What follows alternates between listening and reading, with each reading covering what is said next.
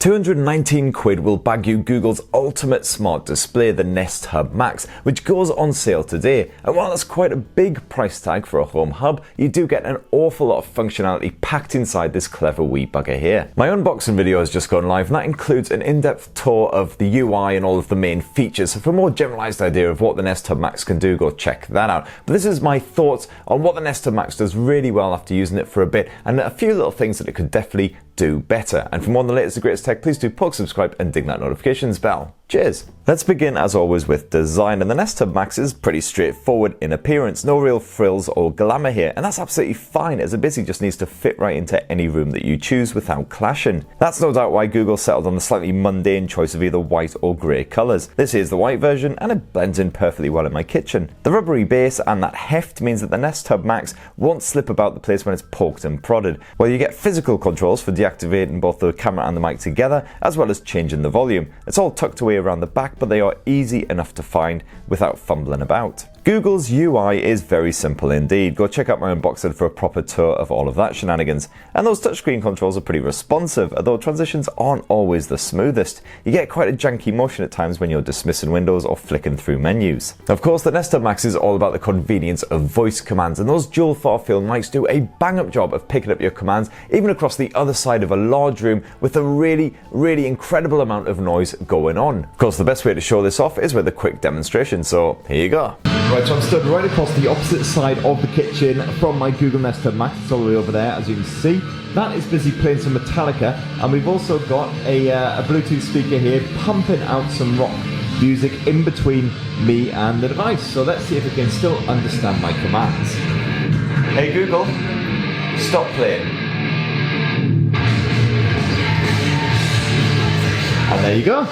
It still understands me despite the fact that all this noise, I didn't even have to raise my voice. It's absolutely bonkers. Now that sizable 10-inch display definitely gets a thumbs up as well. The 720p HD resolution, the fact that it can go super bright on its own accord as well when it detects that it's in a brightly lit room, means that it's great for enjoying some chores when you're doing a bit of cooking or cleaning or whatever. You get full YouTube support built in, and you can also cast video from BBC iPlayer from your smartphone as well, although there's no support for Netflix or Amazon Prime Video just yet. Hopefully that'll be coming soon. And also with that YouTube functionality, there's still no way to browse your watch later list or other playlists on the Nest Hub Max. All you'll get is recommended videos popping up, although you can obviously do a search for any videos you need, and to access your lists you can just cast from your phone instead. As far as music streaming goes, it's quite a limited selection of services right now as well, although Spotify is supported, including the free subscription if you're a bit of a tight arse, and the YouTube Music will also stream music on demand at no extra cost. And of course, when it comes to the audio, most smart displays pack about as much of a punch as an asthmatic toddler with its hands tied behind its back, but thankfully the Google Nest Hub Max is a bit of a standout. This thing serves up a solid bit of sound. On around 2/3 volume, you get a surprisingly clean and rich output, while that 3-inch woofer adds a good bit of bass when needed as well. And you do have control over the bass and the treble via the Google Home app.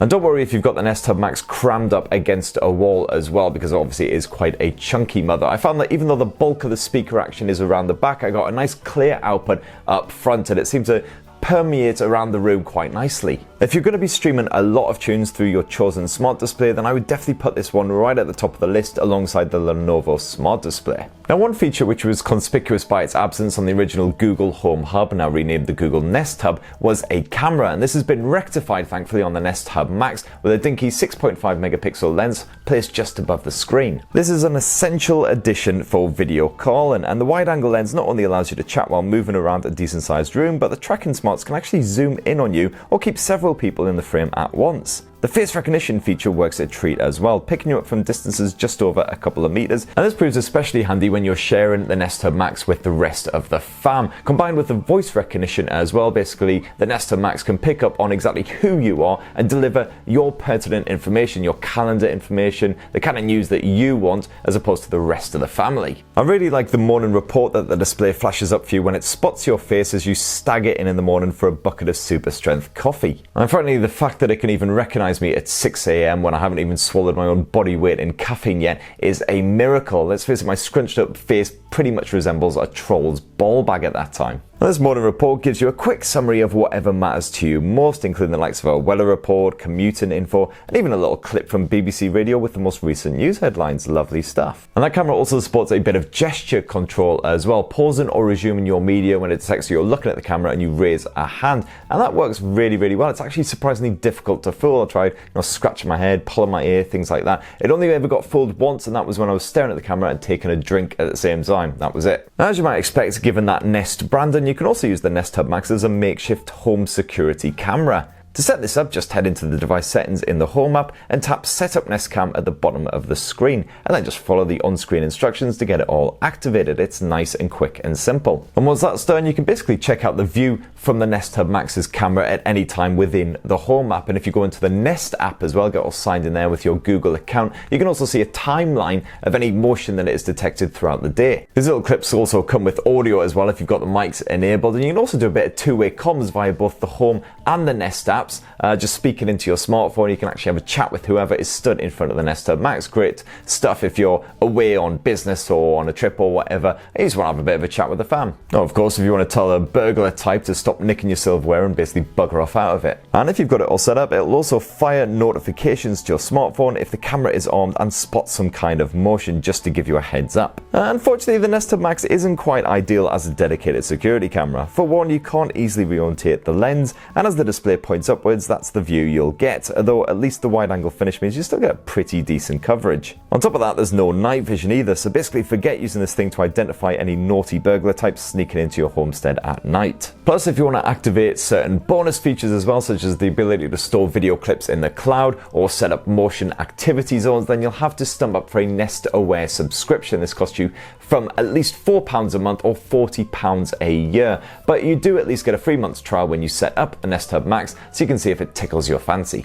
And the good news for any privacy buffs is there's a little LED sat next to that camera lens. It'll turn green whenever the camera is actually active, and it'll flash green when somebody is monitoring you via the camera as well. Great stuff. So in conclusion, the Nest Hub Max is definitely one of the more premium smart displays out there. You'll definitely find cheaper from the likes of Lenovo and Amazon.